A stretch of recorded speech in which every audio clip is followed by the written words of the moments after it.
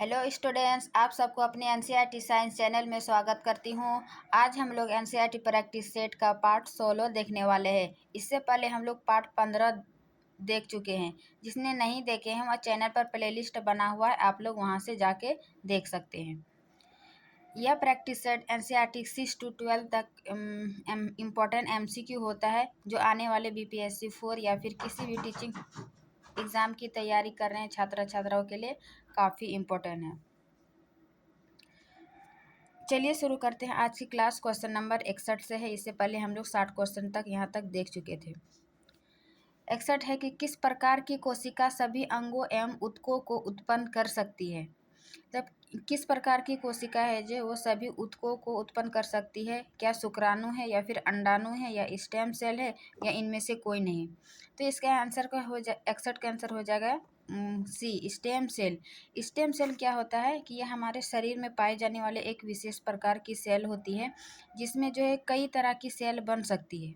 मतलब विभिन्न प्रकार के इसमें विभिन्न प्रकार के सेल बन सकती है स्टेम सेल। इसलिए यह सभी अंगों एवं ऊतकों को उत्पन्न कर सकती है, तो यह स्टेम सेल हो जाएगा। फिर है 62 नंबर, निम्नलिखित में से कौन यौन संचरित रोग का चयन करे। इनमें से कौन सा यौन संचरित रोग है, यानी एसटीडी, सेक्सुअल ट्रांसमिटेड डिजीज कौन सा है। तो यदि ऑप्शन देखें सिफिलिस, हर्पीस, यकृत शोथ बी, एड्स, गोनोरिया, तो इनमें से पांचों जो दिया हुआ पांच, ये सभी मतलब यौन संचरित रोग हैं। यौन संचरित रोग क्या है, जो मतलब एक पर्सन से दूसरे पर्सन में सेक्सुअल क्रिया से फैलती है, तो इसको यौन संचारित रोग कहते हैं, यानी एसटीडी कहते हैं। तो इसका आंसर हो जाएगा सभी 1, 2, 3, 4। और वहीं पे बता दें कि सिफिलिस और गोनोरिया है, ये तो यौन संचरित रोग है, लेकिन इसका वाहक क्या है। जैसे सिफिलिस और गोनोरिया ये दोनों बैक्टीरिया से, इसका बैक्टीरिया वाहक है सिफिलिस और गोनोरिया का। वही यकृत सी वायरस, हर्पीस वायरस और एड्स वायरस, HIV वायरस। सबसे खतरनाक इनमें से है एड्स, है ना। तो सिफिलिस और गोनोरिया बैक्टीरिया से याद रखिएगा, और ये तीनों वायरस से, और पांचों क्या है, यौन संचरित रोग है। फिर हम देखते हैं क्वेश्चन नंबर 63।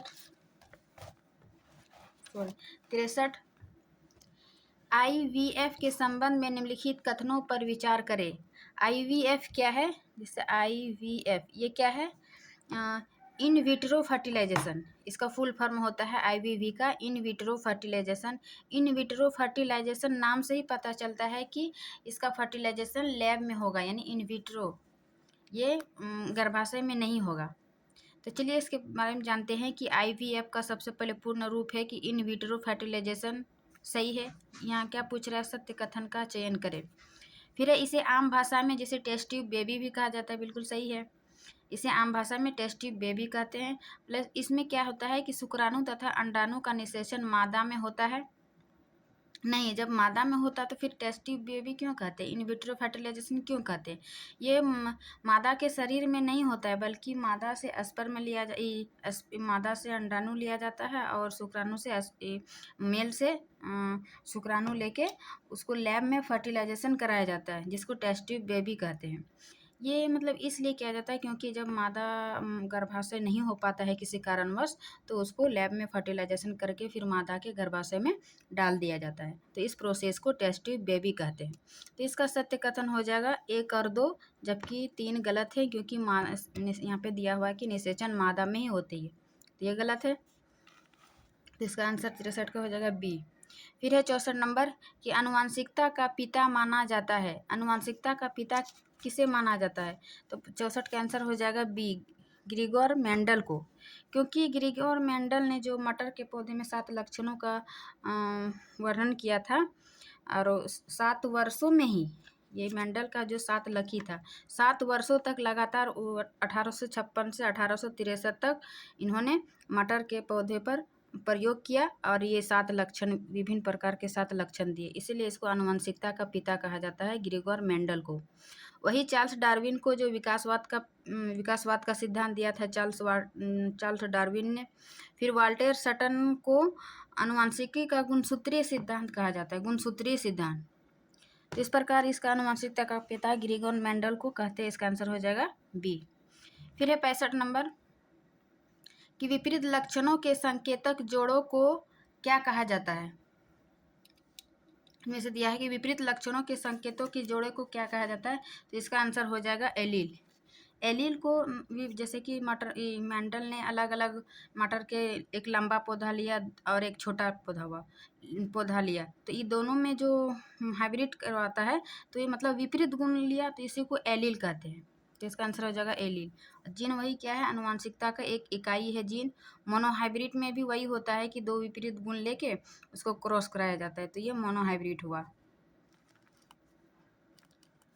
फिर है 66 नंबर प्रभाविकता नियम के संबंध में सत्य कथन का चयन करें। प्रभाविकता नियम क्या है, ये मेंडल का ही नियम है। मेंडल ने ही जो मोनोहाइब्रिड और डायहाइब्रिड दिया था, तो मोनोहाइब्रिड में ही प्रभाविकता नियम को समझा जा सकता है। जैसे कि मोनोहाइब्रिड में क्या होता है कि इसमें जैसे दो अलग अलग, एक लंबा पौधा लिया एक बोना पौधा लिया और वो दोनों को आपस में क्रॉस करवाए। जब क्रॉस कराया तो क्या निकला कि एक प्रभावी गुण यानी सभी लंबे पौधे प्राप्त होता है। उसके बाद फिर लंबे पौधे और उसको आपस में जब लंबा लंबा क्रॉस कराया जाता है तो 3 लंबा पौधा प्राप्त होता है और एक बोना। इस प्रकार देखा गया कि लक्षणों का निर्धारण जो कारक एक विविक्त इकाइयों द्वारा होता है, विविक्त डिस्क्रीट इकाइयों द्वारा होता है, और कारक अलग अलग होते हैं। कारक अलग अलग नहीं होते, कारक इसमें क्या होते हैं, जोड़े में होते हैं। और असमान कारक क्रमशः प्रभावी एवं अप्रभावी होते। प्रभावी जो कि एक F1 में जो जनरेशन बनता है वो प्रभावी होता है, यानी सभी पौधा लंबा होता है। और वही F2 में होता है 3 लंबा पौधा बनता है और एक बोना। तो इस प्रकार ये अप्रभावी यानी प्रभावी एवं अप्रभावी दोनों गुण को दिखाता है। तो इसका आंसर हो जाएगा 1 और 3, जबकि कारक अलग अलग होते हैं नहीं जी, ये कारक जोड़े में होते हैं। तो इसका आंसर हो जाएगा 66 का केवल 3, 1 और 3। फिर है नेक्स्ट 67 नंबर सही सुमेलित करें। क्या है, सूची 1 और सूची 2 को मिलाइए। जैसे कि थैलेसेमिया क्या है, फिनाइल कीटोनूरिया क्या है, वर्णनता क्या है, हीमोफीलिया क्या है। तो जैसे ये वर्णनता और हीमोफीलिया ये दोनों अनुवांशिक रोग है। अनुवांशिक रोग इसमें क्या होता है, वर्णनता में क्या होता है कि व्यक्ति में लाल एवं हरे रंग में विभेद नहीं कर पाता है। तो इस प्रकार सी का 2 हो जाएगा। फिर हीमोफीलिया में क्या होता है, इसमें रक्त का धक्का नहीं बन पाता है। रक्त का धक्का मीन्स जैसे कि जब कहीं भी चोट लगती है तो उसमें रक्त मतलब रुकता नहीं, वो बहते रहता है, धक्का नहीं जम पाता है। तो ये हीमोफीलिया के कारण होता है। तो और फिर थैलेसीमिया क्या है, इस बीमारी से क्या होगा, रक्ताल्पा हो जाती है, मानी रक्त की कमी हो जाती है। और वही फिनाइल कीटोनूरिया है, इसमें मानसिक दुर्बलता आ जाती है, क्योंकि वो हमारे शरीर में जो फिनाइल कीटोनूरिया एमिनो एसिड पाए जाते हैं, ये एक इंजाइम की सहायता से इसको टायरोसिन एमिनो एसिड में चेंज करता है। जब वो इंजाइम की कमी हो जाती है तो यही फिनाइल कीटोनूरिया जो है वो हमारे शरीर में जमा होकर फिनाइल इल्पायरुइक एसिड बन जाता है, जिसके कारण मानसिक दुर्बलता आ जाती है। तो इस प्रकार इसका आंसर हो जाएगा 4, 3, 2, 1, यानी 67 का हो जाएगा बी नंबर। थैलेसेमिया में रक्त की कमी हो जाती है, फिनाइल कीटोनूरिया में मानसिक दुर्बलता आ जाती है, और वर्णनता में ये अनुवांशिक रोग है जिसमें व्यक्ति लाल एवं हरे रंग में अंतर नहीं कर पाता है, और हीमोफीलिया में रक्त का धक्का नहीं बन पाता है। तो देखिए 4, 3, 2 इसका आंसर हो जाएगा। फिर है 68 नंबर कि न्यूक्लियोटाइड के घटक क्या है।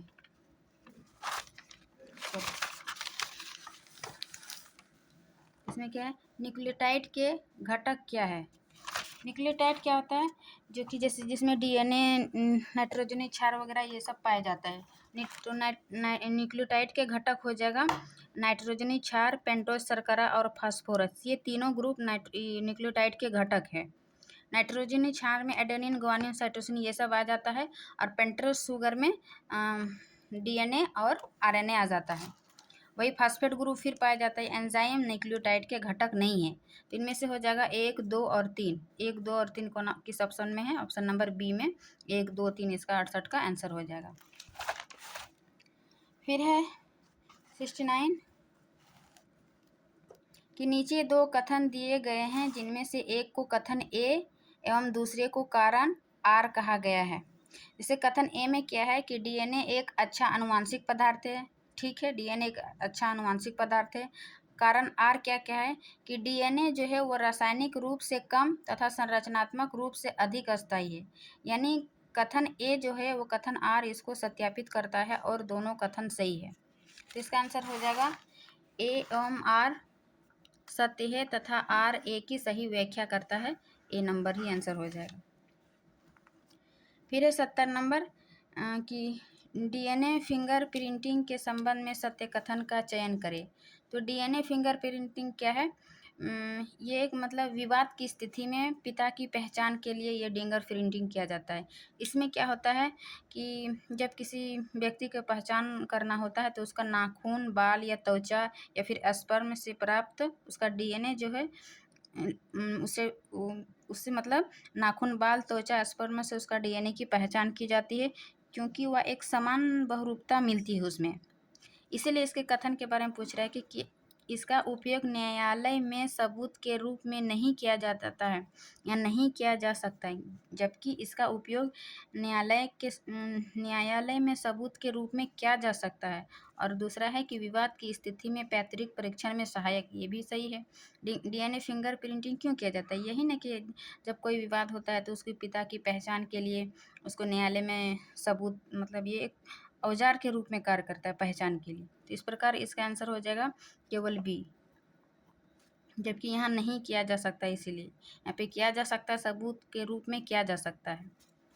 फिर क्वेश्चन नंबर 71, निम्नलिखित में से कौन औद्योगिक प्रदूषण का सूचक है? औद्योगिक प्रदूषण का सूचक, चूँकि जहाँ पर औद्योगिक स्थान होता है वहाँ पर क्या होता है, बहुत सारे जहरीले गैस निकलते हैं। उनमें से एक है SO2 यानी सल्फर डाइऑक्साइड। ये जहाँ पर अत्यधिक औद्योगिक होगा वहाँ पर SO2 अत्यधिक होगा। तो जहाँ पर O2 अत्यधिक होगा वहाँ पर क्या होता है, लाइकन मतलब नहीं उगता है। तो इससे यह पता चलता है कि वहाँ के औद्योगिक प्रदूषणकारी है, चूँकि यहाँ लाइकन नहीं मिल पाता है। और लाइकेन क्या है, ये कवक और शैवाल का सहजीवन है, मतलब दोनों का एक दूसरे से लाभ मिलता है। तो इस प्रकार की म्यूटिलिज्म कहते हैं यानी सहजीविता। तो औद्योगिक प्रदूषण का सूचक हो जाएगा लाइकेन। या फिर यहाँ पर औद्योगिक प्रदूषण के स्थान पर यदि पर्यावरण प्रदूषक का भी सूचक क्वेश्चन हो जाता है तो इसका भी आंसर लाइकेन ही होगा। फिर है 72 नंबर कि सही सुमेलित करें। क्या है? सूची 1 और सूची 2। सूची 1 में क्या है, रोग दिया हुआ और उसका वाहक दिया हुआ है, किससे फैलता है कारक, जैसे टाइफाइड, न्यूमोनिया, मलेरिया, जुकाम। तो टाइफाइड किससे फैलता है? ये एक साल्मोनेला टाइफी नामक बैक्टीरिया से होता है, जो कि दूषित भोजन या पानी के खाने से हमें साल्मोनेला टाइफी हमारे अंदर आंत को प्रभावित करते हैं, उससे टाइफाइड हो जाता है। फिर है दूसरा न्यूमोनिया। न्यूमोनिया जो है वो हमारे लंग्स को प्रभावित करते हैं। लंग्स में क्या होता है कि तरल पदार्थ भर जाता है। तो ये किस कारण हो जाता है? ये भी इस पर क्या होता है, इसका स्ट्रेप्टोकोकस न्यूमोनी बैक्टीरिया के कारण ही होता है। यानी टाइफाइड और न्यूमोनिया जो है वही ये दोनों बैक्टीरिया, देखिए साल्मोनेला टाइफी नामक बैक्टीरिया और स्ट्रेप्टोकोकस न्यूमोनी बैक्टीरिया। वही मलेरिया जो है वो प्लाज्मोडियम के कारण होता है। प्लाज्मोडियम यानी जो इसका वाहक मच्छर होता है। इसका आंसर हो जाएगा 4, 3, 2। और वही सर्दी जुकाम जो होता है वो राइनो वायरस के कारण होता है। तो 3, 4, 1, 3 यानी इसका आंसर हो जाएगा 72 का ए नंबर। इस प्रकार देखिए टाइफाइड का साल्मोनेला बैक्टीरिया और न्यूमोनिया भी बैक्टीरिया से, स्ट्रेप्टोकोकस न्यूमोनी, मलेरिया प्लाज्मोडियम और जुकाम राइनो वायरस से फैलता है। फिर अब हम देखते हैं 73 नंबर कि हीरोइन यानी जिसको मॉर्फिन भी कहते हैं वो पोस्ता के किस भाग से प्राप्त होता है? क्वेश्चन से ही एक क्वेश्चन आंसर मिलता है कि हीरोइन जो है वो पोस्ता से प्राप्त की जाती है, लेकिन पोस्ता यहाँ पूछ रहे पोस्ता के किस भाग से प्राप्त किया जाता है, तो इसका आंसर होगा लेटेक्स। क्योंकि पोस्ता जो है इसको मतलब शराब के रूप में यूज करते हैं। जैसे कि ये क्या होता है, एक सफ़ेद रंग का होता है जिसका मतलब गंधहीन, तीखा, रवेदार होता है। और इसका पोस्ता का जो है वैज्ञानिक नाम पेपेवर सेमिफेरम है, जो इसका लेटेक्स के निष्कर्षण द्वारा प्राप्त किया जाता है। तो इसका किससे प्राप्त किया जाता है? तो इसका आंसर हो जाएगा लेटेक्स से। फिर वही कि बिना क्षतिपूर्वक भुगतान के जैव संसाधनों का उपयोग कहलाता है। बिना क्षतिपूर्वक भुगतान के जैव संसाधनों का उपयोग कहलाता है। इसका आंसर हो जाएगा बायोपायरेसी। बायोपायरेसी क्या है?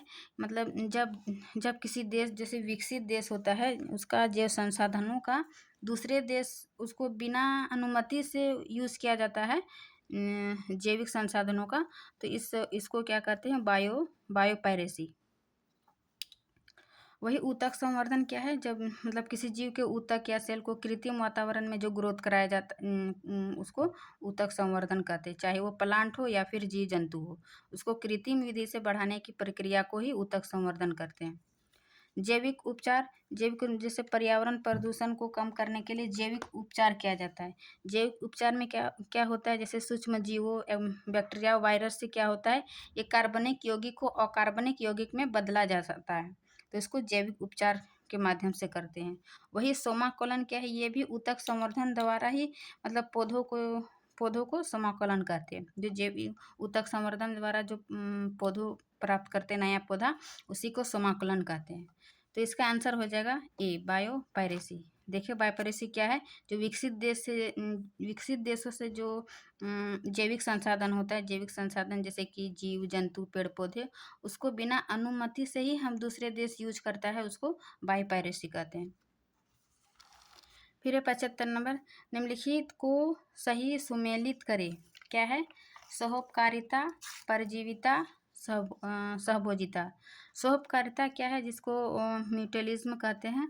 मतलब इसमें क्या होता है कि दोनों जातियों को लाभ होता है। जैसे कि इसका एग्जाम्पल हम लोग देख सकते हैं लाइकेन में, जो कि फंगस और शैवाल का सहजीवन, मतलब दोनों का लाभ होता है, सहजीवी संबंध होता है।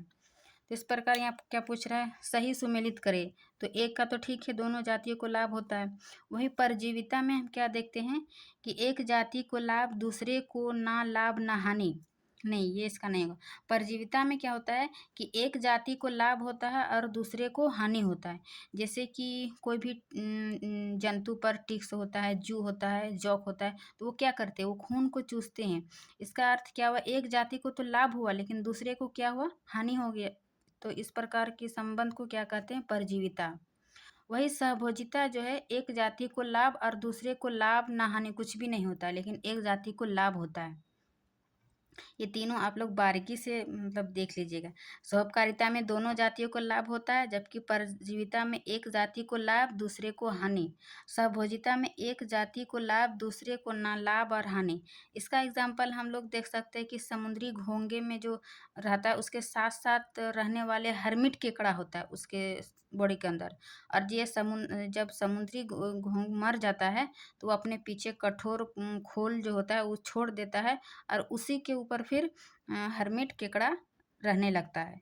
तो इस प्रकार क्या हुआ? एक जाति को लाभ, सबोजिता में क्या हुआ? एक जाति को लाभ, दूसरे को कुछ भी न लाभ, ना हानि। तो इस प्रकार इसका आंसर हो जाएगा केवल एक, जबकि ये दोनों उल्टा दिया हुआ था। फिर है 75 के बाद 76, निम्नलिखित कथनों पर विचार करें। क्या है? कॉकरोच एवं कौवा सर्वभक्षी प्राणी है। या फिर खाद्य श्रृंखला का प्राकृतिक अंतर संबंध आहार जाल कहलाता है। या फिर पोषण के स्रोत के आधार जीवों का स्थान ट्रॉफिक लेवल कहलाता है। इसमें असत्य कथन का चयन करें। देखिए, कॉकरोच और कौवा जो है वो सर्वभक्षी प्राणी है। सर्वभक्षी प्राणी वे प्राणी होती है जो मतलब पादप को भी खाते हैं और जीव जंतु को भी खाते हैं, उसको क्या कहते हैं? सर्वभक्षी प्राणी। तो इसका सही हो जाएगा। फिर है खाद्य श्रृंखलाओं का प्राकृतिक अंतर संबंध आहार जाल कहलाता है। खाद्य श्रृंखला क्या है? एक जानवर को दूसरे श्रेणी खाता है, फिर दूसरा को तीसरा, इस प्रकार एक खाद्य जाल के रूप में बन जाता है। तो ये खाद्य श्रृंखला का प्राकृतिक अंतर संबंध आहार जाल कहलाता है। फिर ये पोषण के स्रोत के आधार जीवों का स्थान ट्रॉपिक लेवल कहलाता है। जैसे कि प्लांट हो जाए, वो उत्पादक, ये क्या कहलाता है? पहली पोषण स्तर। फिर वही पादप को जो खाता है वो क्या कहलाएगा? दूसरी द्वितीय पोषण स्तर। इस प्रकार जो आधार जीवों का स्थान ट्रॉपिक लेवल कहलाता है, यानी तीनों कथन सही है। यहाँ पर पूछ रहा है असत्य कथन का चयन करें, तो इनमें से कोई नहीं होगा क्योंकि ये तीनों कथन सत्य दिया हुआ है। फिर है क्वेश्चन नंबर 77 कि एक झील में द्वितीय पोषण स्तर होता है। जिस प्रकार हम पादप में देखें स्थल में, उस प्रकार तालाब या झीलों में भी होता है। तालाब और झीलों में क्या होता है, सबसे पहले कि छोटा छोटा मतलब जिसको फाइटोप्लैंक्टन कहते हैं यानी पादप प्लवक, उसको कौन खाता है कि छोटे छोटे जू प्लैंक्टन जैसे टिड्डा ये सब हुआ। फिर उसको बड़े बड़े मछली भेड़ ये सब खाते हैं। फिर उसको कौन खाता है, मनुष्य शेर। तो इस प्रकार एक तालाब मतलब तालाब में भी पारिस्थितिक संपूर्ण पारिस्थितिक तंत्र को देखा जा सकता है, जिस प्रकार हम स्थल में देखते हैं। तो यहाँ एक झील पूछ रहा है यानी तालाब पानी में ही।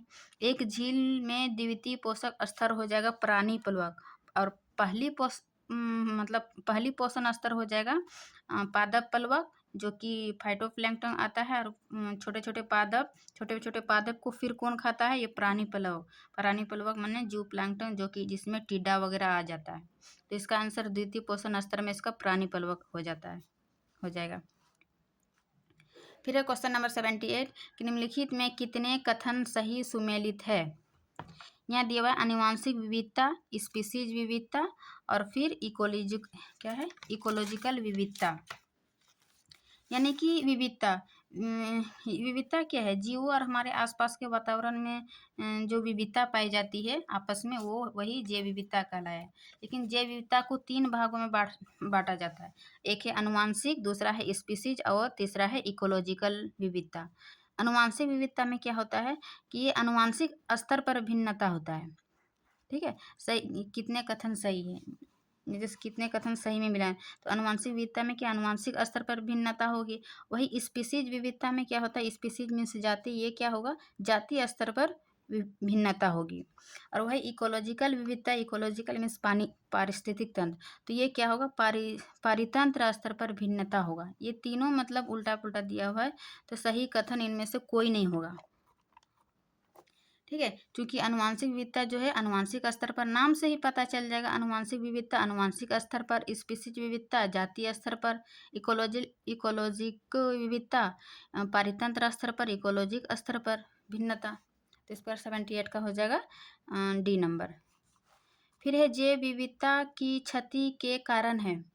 जैव विविधता की क्षति यानी उसका ह्रास होने का क्या कारण है, तो इसका हो जाएगा आवास विखंडन। फिर है दूसरा मतलब आवास विखंडन मतलब आवासों का विखंडन, टूटना इधर उधर।